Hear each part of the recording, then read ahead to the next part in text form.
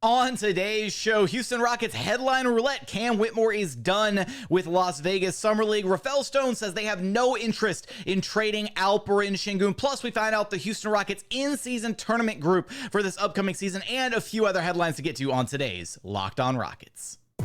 This is Mission Control, Houston. Ignition sequence start. 6, 5, 4, 3, 2, 1.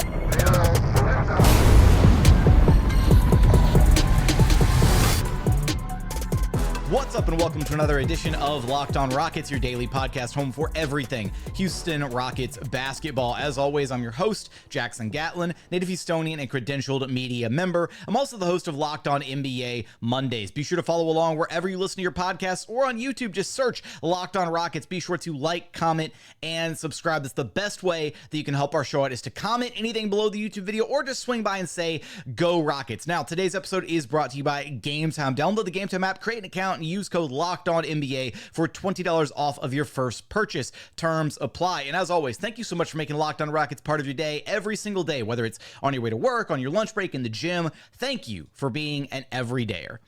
Lot to get to in today's episode. We're doing a headline roulette episode, which means there are a lot of kind of miscellaneous little Rockets headlines that I want to kind of compile all into one show, just to address a bunch of smaller things all in one episode, rather than having, because, you know, a lot of these things are kind of smaller storylines that deserve attention, but we just got to tackle them all in this one show. I like doing these because they're going to be fast paced. We're going to get through each one of these topics relatively quickly. The first thing, a little bit of housekeeping news right here at the front.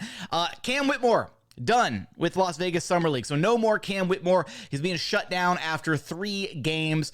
He averaged 16.7 points per contest, 7 rebounds, and 4.3 assists per game. Obviously had the really disappointing game against the Detroit Pistons in his final outing. That was a game that it was already up in the air as to whether or not he was going to play that game to begin with. I was genuinely shocked that he did play in that game. Look, it makes sense. He was way more efficient in the first 2 games. We got a good glimpse at the coaching staff trying to do some different things with him, trying to utilize him as more of a playmaker, more of an offensive initiator. And it was a nice experience for Cam to be able to kind of step outside of his comfort zone, try a little bit of something new. We saw that last summer with Jabari Smith Jr. and Tari Eason. And in the 2 games where Cam, was rested and playing efficient basketball, he looked like the best player on the court, or one of the best players, next to Sheppard, who is obviously having himself, an insane 2-game run there until the Pistons game as well. So that's what you wanted to see out of Cam. You just wanted to see him go out there and dominate for a few games of Summer League. It was nice to see him, again, try to step out of his comfort zone and do a few new things with the playmaking, creating for his teammates, all that stuff. So it makes sense that the Rockets are shutting him down. Elsewhere, one other Summer League note here as we're approaching the Rockets' 4th Summer League game against the Minnesota Timberwolves. Side note, it's going to be absolutely amazing watching Sheppard and Rob Dillingham go head-to-head, which Sheppard is still projected to play the last 2 Summer League games for the Houston Rockets. So he is not being shut down, so at least we'll have Sheppard to continue to watch and see his growth and development across these final 2 Summer League games. Wanted to highlight here, and haven't had a chance to mention this yet in any of our Summer League recap episodes, but Sheppard has gotten some really impressive stamps, with his play so far in Las Vegas Summer League. He has been given props from Trae Young, Morant, and probably the most notable of the group, Mark Price, a guy that a lot of people like to comp Sheppard to as far as who his play ultimately reminds them of. All 3 of these individuals have gone out of their way on social media to compliment and to highlight Sheppard and his performance so far in Las Vegas Summer League, and kind of, hyping him up as a player. And I think that speaks volumes, right? I mean, Trae Young hasn't even, at the time that he put out his tweet about Sheppard looking nice, he hadn't even commented on Zachary Ricochet yet. So I don't know if there's a little bit of maybe a little bit of shade going on there for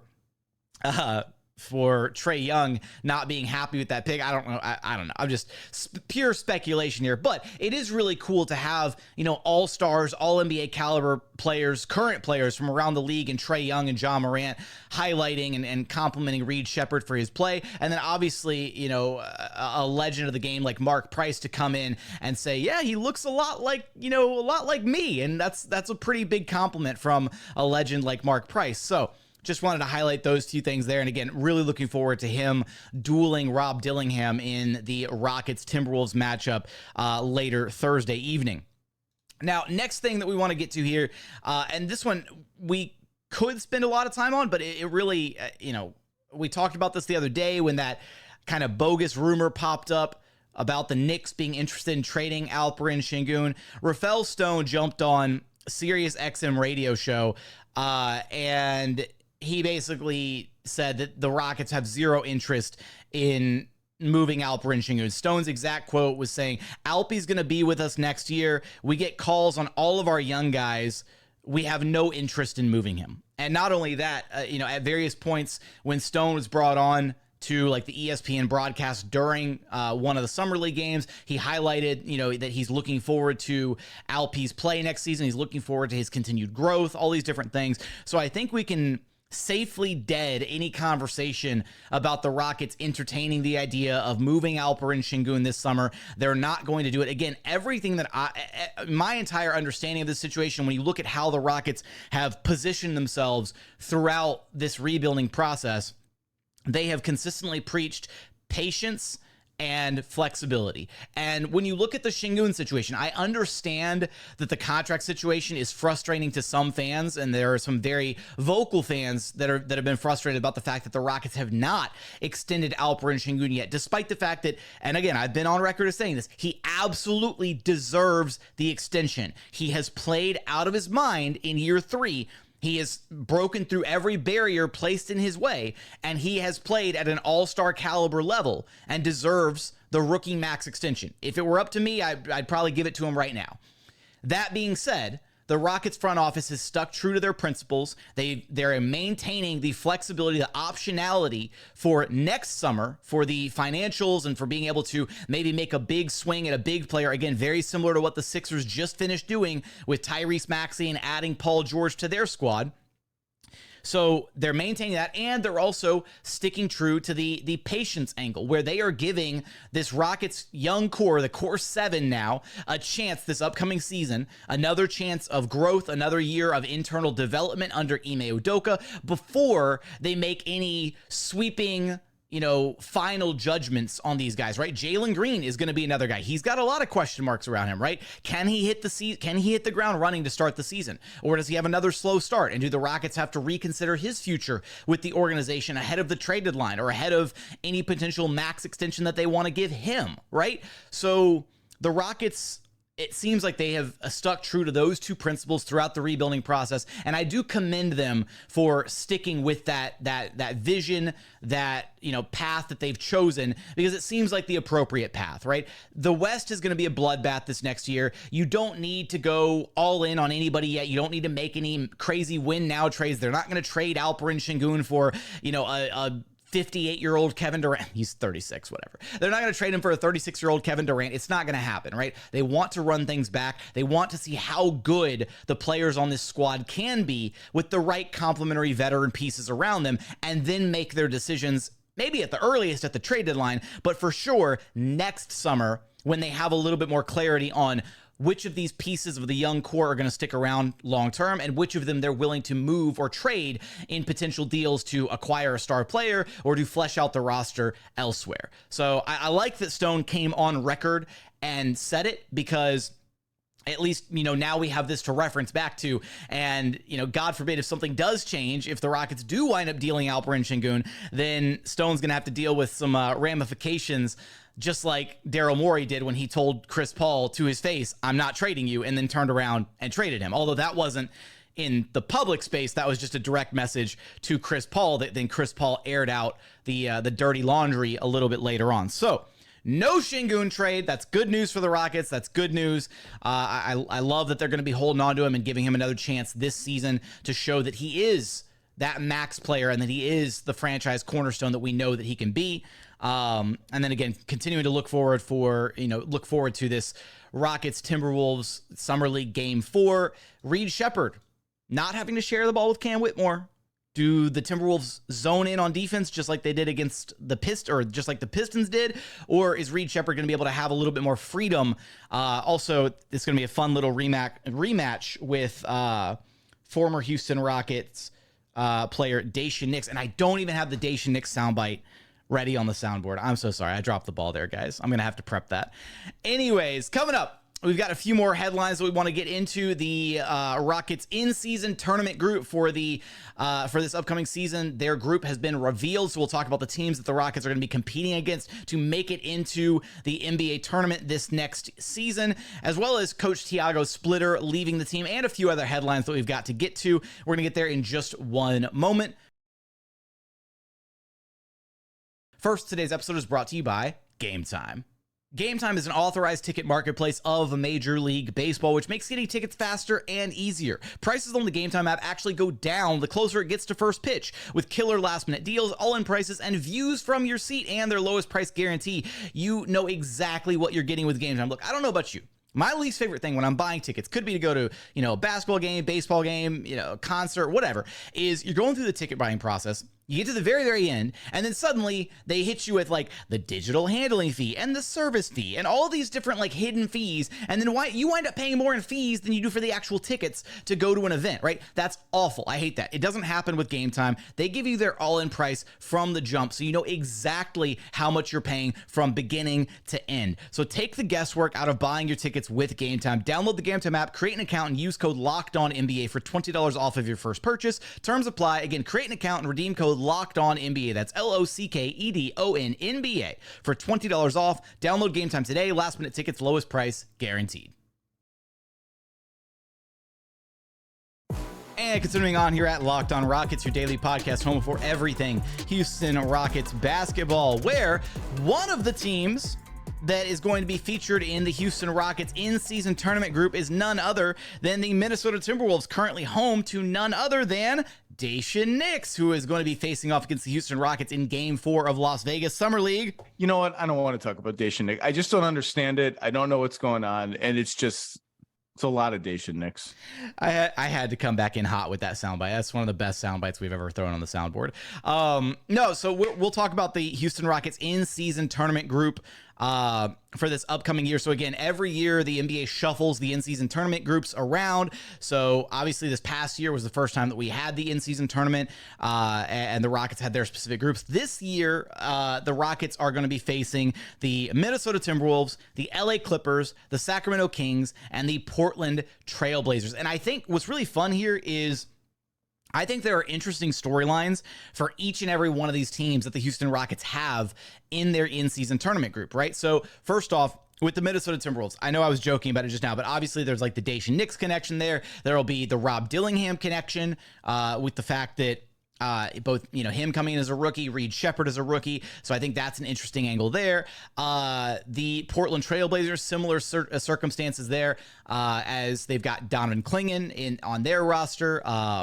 And again, going up against when you've got like a rookie on your squad, one of the top drafted rookies, and then you go up against any of the other top drafted rookies across the association, I feel like there's always like a little bit of an edge, right? A little bit of extra juice in those competitions, right? You saw it all the way back in Jalen Green's rookie season when he went head to head against like Cade Cunningham and stuff like that, right? So I do think that some of those matchups are going to be really fun just from like the rookie angle to consider. And then for the Blazers, right, there's still the Scoot Henderson versus Amin Thompson angle as well. So there are some, individual matchups that are going to be fun to kind of monitor across a couple of these different teams.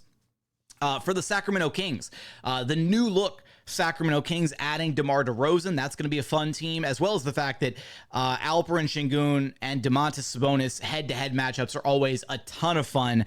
Watching Sengun and Sabonis duel each other that's elite hoops right there. It's tons of fun to watch those two guys try to, out finesse each other, outplay each other, out triple double each other, what have you. And then arguably the biggest one, the craziest one is going to be the Rockets and Clippers storyline I feel like that game, obviously these in-season tournament games do have a bit of like a playoff feel to them, to an extent, depending on, the seriousness behind, how the early season is going for some of these teams, obviously is something you have to factor in.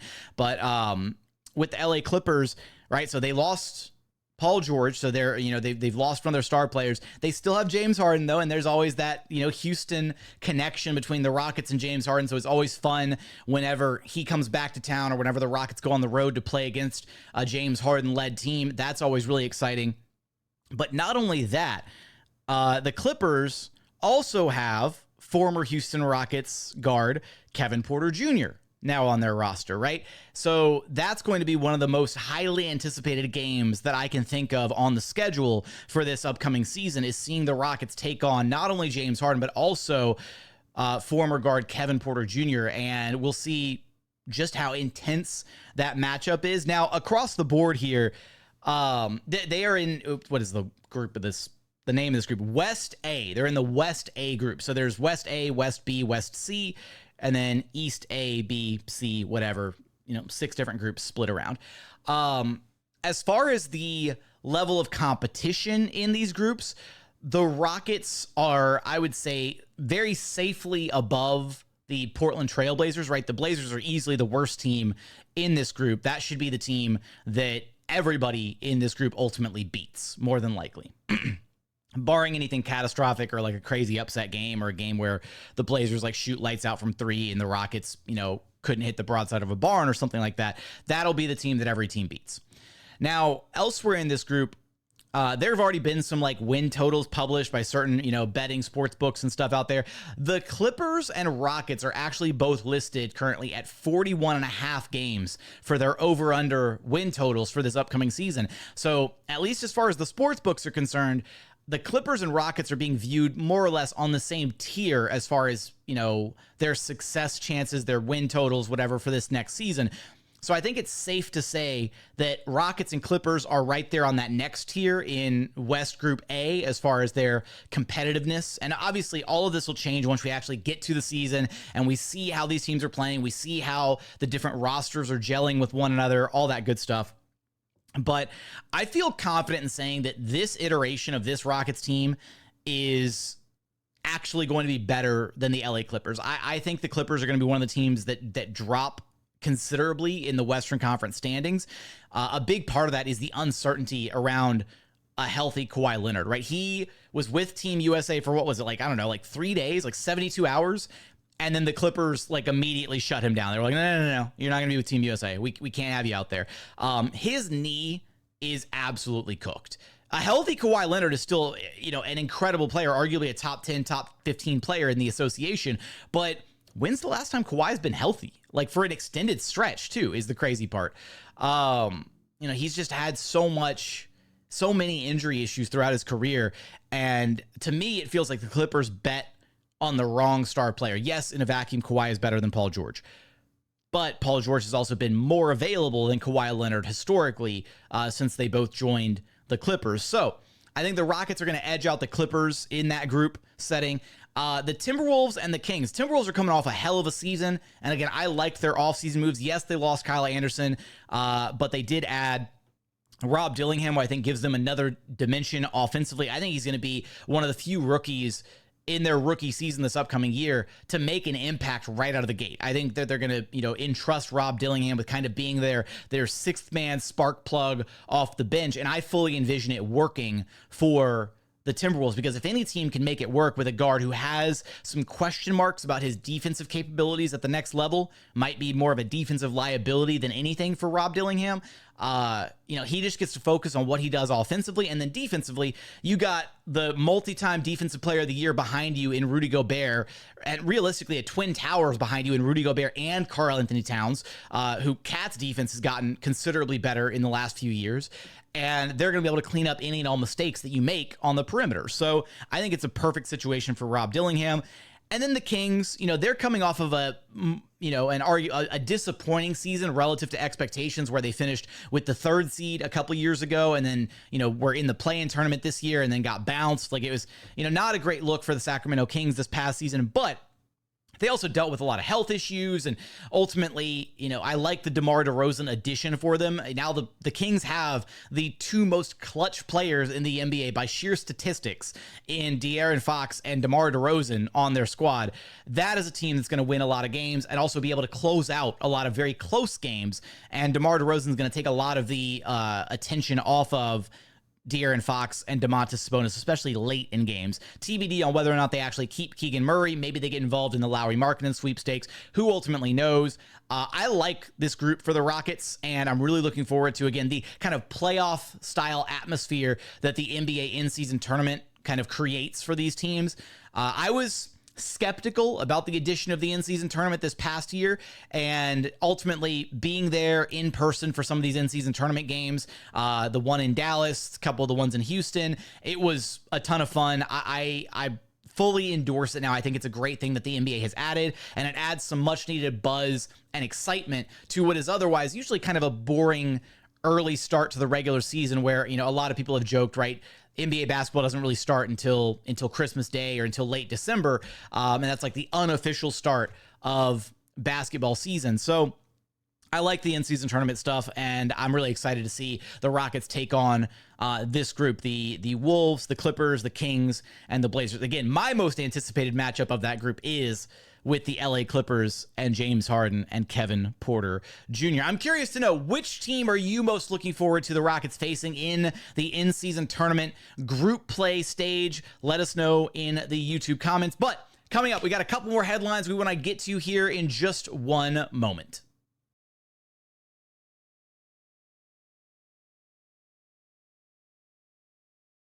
And final segment here at Locked On Rockets, your daily podcast, home for everything Houston Rockets basketball. So a bit of sad news here as assistant coach Tiago Splitter, our next headline here, assistant coach Tiago Splitter is leaving the Houston Rockets after spending 1 year with the team. Remember, he was a late addition to Ime Udoka's coaching staff after Ime kind of formulated his whole coaching staff going into last season. We found out Tiago Splitter, like just before training camp, got added to the Houston Rockets coaching staff roster. And honestly, I thought Splitter was a really important addition to the coaching staff. Obviously, a guy who's had championship pedigree, spent a lot of time with the San Antonio Spurs, and, kind of molded himself into, one of the better international big men, I should say, of his time in the NBA. And more specifically, his relationship with Alperen Sengun was so important. I remember very early on in the season this past year asking Alperen Sengun about how having assistant coach Tiago Splitter around had helped him. And LP basically said, Tiago helps me a lot. I've improved my left hand with him. He's a champion. He's teaching me a lot of things about his experience, his mentality, games, off the court, everything. And you could just tell, like, being at Rockets practices, seeing the relationship that Alp and Tiago Splitter had with one another, the respect that they shared, the camaraderie that they shared. Because Tiago, obviously, former players who are like that fresh off being former players can actually still get back on the court and like hoop with these young guys a little bit, right? So there were points where you'd see like Tiago and Alp like actually like dueling it out, right? There were points I so remember at the end of Rockets practice, the Rockets would play like, king of the court or whatever. And oftentimes it would be LP, Tiago Splitter, and Boban playing like king of the court with one another. And sometimes, different guys would get mixed in there as well. Sometimes Jabari would get involved, or Jeff Green, or whoever else, Jock Landale. But it was always really fun watching Tiago like be out there with, like, he was one of the players, right? And I think that really helped him kind of bridge the gap and create that relationship with Alperen Sengun to help nurture and develop him. And again, two guys coming from Europe, from overseas, trying to understand the NBA game, and obviously Tiago Splitter having a lot of success in his career, being able to impart that wisdom, that knowledge to Alperen Sengun was, I think, really beneficial. And probably played a pretty significant part in the success that LP had this past season. So Tiago Splitter is moving on, unfortunately. He's going to become the head coach over at Paris basketball, and he issued his little goodbye post on Instagram, and thanking everybody in the organization, thanking Tillman Fertitta, all the Toyota Center staff. He went on to say, thank you, Ime Udoka and Rafael Stone, for the opportunity to grow. I appreciate your understanding as I pursue my dream of coaching and leading a basketball team. To all the players, thank you for being open to my ideas and teachings. And then he specifically dropped in a line for Alperen Sengun. He said, Alpi, keep working hard and cut back on the baklavas. You're going to be great. Side note, Tiago's a funny dude. So I love that he even cracked a joke in his little goodbye post. He also went on to say that Reed Sheppard can hoop. That's how he kind of closed off the post. So it's going to be sad to see Tiago Splitter leave. I'm curious if Ime Udoka opts to replace him with another name on his coaching staff, because Ime Udoka does have a very fleshed out coaching staff. He's got, his lead assistant in Ben Sullivan, Royal Ivy, Marcus Moser, Coach Garrett Jackson, and I feel like I'm not missing anybody. Assistant coach Will Dunn. There we go. I knew I was missing one more name. I think I got everybody on the whole coaching staff, and if I missed one, oops. Should have had the coaching staff pulled up in front of me. But in that vein, I'm curious if Ime Udoka is going to feel the need to replace Tiago Splitter, and if so, is there a player out there that it kind of is able to do some of what Tiago Splitter did? Again, Tiago was in charge of handling a lot of the bigs on the roster, so maybe Ime goes out there, maybe he's got some connections with a former big man that he's either coached with or played alongside that he decides and opts to bring into his coaching staff new for this upcoming season. So we'll ultimately see what happens with that vacancy and whether or not Udoka decides that he needs to bring in another face to kind of round out the rest of the coaching staff, or if he'll just go with the squad that he has on hand. Now, one other little note that I've got here to round out the episode.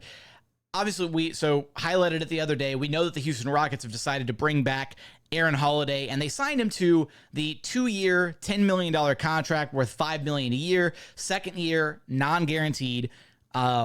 So essentially they made Aaron Holiday like a minor TPE, a $5 billion contract that they can aggregate in trades. And it's basically a trade chip. And it also helps Aaron make a little bit more money than the veteran minimum. Reportedly, the Rockets were in pursuit of Patrick Beverley, actually, as one of the names to potentially add to this roster. It looked like, I believe it was the Rockets and I think the Atlanta Hawks were the other team, if I'm not mistaken, that kind of threw their hat into the ring and were trying to acquire Patrick Beverley. And my assumption is the Rockets probably extended the same, if not an equivalent, a similar deal to Patrick Beverley that they did extend to Aaron Holiday, and Aaron Holiday probably was just the first to accept it. Patrick Beverley has since announced that he plans to go overseas and play in the Israeli Premier League. So he's probably going to make a lot more money than just the $5 million that he would have made signing with the Houston Rockets if, again, the contract was similar terms to what they signed Aaron Holiday to. But I'm curious, what would that have looked like, right? Would Patrick Beverley, had he accepted the contract offer from the Rockets, again, this is just reporting that was out there that the Rockets were, interested in signing Patrick Beverley. If he had accepted that offer, would Patrick Beverley have been better for this team, for this young group of guys, than Aaron Holiday, right? Aaron Holiday is a very stable veteran force, right? He's a plug and play guy, next up mentality. He's not going to take away minutes from guys in the roster. Ime is going to trust him if other guys are playing poorly, and he's a reliable piece to be able to plug and play as necessary. But Pat Bev kind of has that edge to him, right? And he's a former Houston Rocket. He was a fan favorite while he was here in Houston during the early stages of the James Harden era before ultimately getting moved in the package for Chris Paul. Honestly, I would have loved to see Pat Bev back in Houston, but I just don't know what that would have looked like, right? Would he have been even open to a role where he wasn't guaranteed playing time on a nightly basis? Would he have embraced the idea of basically just being kind of that veteran mentor on the end of the bench, that edge, that personality, that, adding a little bit of oomph to the Rockets roster? I mean, having Dillon Brooks and Patrick Beverley all on the same team probably would have led to some fireworks. Not like internally for the Rockets, just for like other teams, right? Like that would have been a team that would have been a lot of fun to witness. You know, we even saw this last year, the Rockets kind of adopting Ime Udoka's mentality, you know, not backing down from anybody, standing on business, if you will. And, you know, Dillon Brooks was one of the pieces that helped them do that on the floor. Obviously, Fred VanVleet adding some much needed toughness to this roster this past year that a lot of the young guys latched onto and embraced as well. Pat Bev would have been another feather in that cap, a guy that frankly doesn't take shit from anybody, right? And you know, can back it up and at least, you know, will talk the talk and is willing to walk the walk as well. So I'm curious if that would have been a better addition for the Rockets roster. Kind of a moot point. It didn't happen, but at the same time, finding out that it was a possibility was ultimately kind of interesting. So yeah, just wanted to try, include that last little note here as well. I'm curious, would you have liked to see Patrick Beverley make a return to the Rockets instead of Aaron Holiday? Let me know your thoughts in those YouTube comments. But that's going to do it for today's show. As always, thank you so much for tuning in. If you haven't done so yet, please consider subscribing wherever you listen to your podcasts, or on YouTube, just search Locked On Rockets. Be sure to like, comment, and subscribe. And if you're listening on Apple or Spotify, a 5-star review helps us out a ton. But as always, thank you so much for watching. Thank you so much for listening. We look forward to having you back right here at Locked On Rockets, your daily podcast home for everything Houston Rockets basketball.